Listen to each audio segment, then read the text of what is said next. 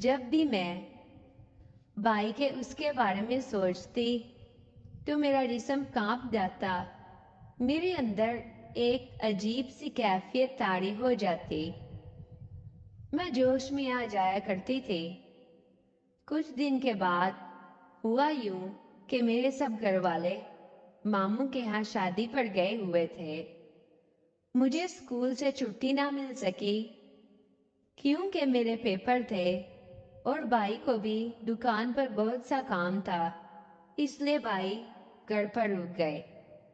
اب ہم دونوں بہن بھائی گھر پر تھے اور اکیلے تھے۔ بھائی نے جب مومنہ کو بتایا کہ سب گھر والے جا چکے ہیں تو مومنہ بھی اسی وقت گھر آ گئی۔ میں نے اور مومنہ نے کچھ دیر باتیں کی، پھر اس کے بعد میں سونے کے لیے کمرے میں چلی گئی۔ میں کافی تھک چکی تھی، اس لیے میں گہری نیند میں سو گئی۔ مومنہ اٹھی اور میرے بھائی کے کمرے میں چلی گئی۔ تقریباً آدھے گھنٹے بعد جب میری آنکھ کھلی تو مجھے بھائی کے کمرے سے ایک آواز آئی۔ میں اٹھی اور کمرے کی جانب چلنے لگی۔ جو ہی میں نے دروازہ کھولا تو میں دیکھ کر حیران ہو گئی کہ بھائی اور مومنہ دونوں ایک دوسرے کے ساتھ لگے ہوئے ہیں۔ بھائی کا مجھے دکھائی دے رہا تھا جو کہ مومنہ کے پاس تھا۔ یہ منظر کافی عجیب تھا۔ بھائی نے مومنہ کے دونوں پکڑے ہوئے تھے اور وہ ایک دوسرے کے ساتھ اس قدر مصروف تھے کہ انہیں میری موجودگی کا احساس بھی نہیں ہوا۔ میں یہ سب کچھ چپ چاپ دیکھ رہی تھی۔ اب مجھے بہت اچھا لگ رہا تھا۔ میں سکون سے دیکھ کر انجوائے کر رہی تھی۔ تقریباً آدھا گھنٹہ بھائی نے مومنہ کے ساتھ کیا۔ جیسے ہی وہ پرسکون ہوئے تو میں اپنے کمرے میں بھاگ کر چلی گئی۔ اب مومنہ میرے پاس آئی۔ مومنہ کی حالت ناقابل بیان تھی۔ اس کے بال اجڑے ہوئے تھے اور اس کے سارے منہ پر لپسٹک پھیلی ہوئی تھی۔ میں نے مومنہ سے کہا، تمہیں کیا ہوا ہے؟ تم نے اپنی کیا حالت بنا لی؟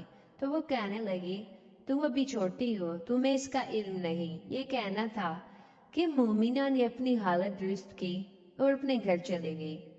میں پوری رات اسی کے بارے میں سوچتی رہی اور میری کیفیت ناقابل بیان تھی۔ جب بھی میں اس پل کو اپنے ذہن کے اندر سوچتی تو مجھے ایک عجیب سی خوشی محسوس ہوتی۔ اس میں کوئی شک نہیں تھا کہ مجھے بھی وہ سب کچھ چاہیے تھا جو مومنہ کر رہی تھی۔ یہ سوچتی سوچتی میں سو گئی۔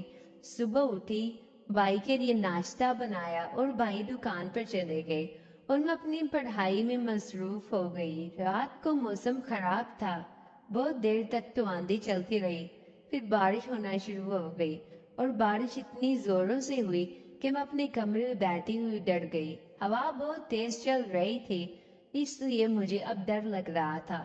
میں بھائی کے کمرے میں چلی گئی اور کہا، بھائی کیا میں آج یہاں سو سکتی ہوں؟ مجھے اپنے کمرے میں بہت ڈر لگ رہا ہے۔ بھائی نے کہا، ہاں سو سکتی ہو تم، یہ بھی بھلا کوئی پوچھنے کی بات ہے۔ یہ کہنا تھا کہ میں بھائی کے ساتھ ایک بیڈ پر لیٹ گئی۔ بھائی نے کہا، میرا سر بہت درد ہو رہا ہے، تم پلیز مجھے تھوڑا سا دبا دو۔ میں نے کہا، جی بھائی، جیسے آپ کا حکم۔ میں بھائی کے پاس بیٹھ گئی اور بھائی کا سر دبانے لگی۔ بھائی موبائل پر مومنہ سے واٹس ایپ پر بات کر رہے تھے۔ میں نے بھائی کو دبانا شروع کر دیا اور ساتھ ساتھ مومنہ اور بھائی کی چیٹ بھی پڑھ رہی تھی۔ اب کچھ دیر کے بعد بھائی کو نیند آ گئی اور بھائی سو گئے۔ میں نے کمرے کا دروازہ بند کیا اور کھڑکیاں بھی بند کر دی۔ اب میں سونے کی تیاری میں تھی۔ اب لائٹ بند کر کے میں سونے لگی تو اچانک میری نظر بھائی پر پڑی۔ بھائی نے پتلے سے کپڑے پہن رکھے تھے اور ان کپڑوں سے بھائی کا نظر آ رہا تھا۔ اب میری کیفیت بے قابو ہو گئی۔ میں نے خود کو سمجھایا اور بیڈ پر لیٹ گئی، لیکن اب مجھے نیند کہاں آنے والی تھی۔ اب میں نے کچھ دیر کے بعد اپنی کمر بھائی کے سینے کے ساتھ لگا لی۔ بھائی نیند میں تھے اور بھائی نے ایک ہاتھ मेरे उस पर रख दिया। अचानक मेरी आंख खुली तो जब मैंने भाई का हाथ अपने ऊपर देखा तो मैं बहुत खुश हुई, क्योंकि जो एहसास मुझे हो रहा था वो शायद मैं भी बयान ना कर सकूं। अब मैं भाई के और करीब हो गई और भाई का वो मुझे चाहिए था।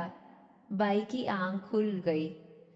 भाई ने जल्दी से अपना हाथ हटा लिया, लेकिन मैं फिर भाई के करीब हो गई और भाई का हाथ दोबारा अपने उसके ऊपर रख लिया।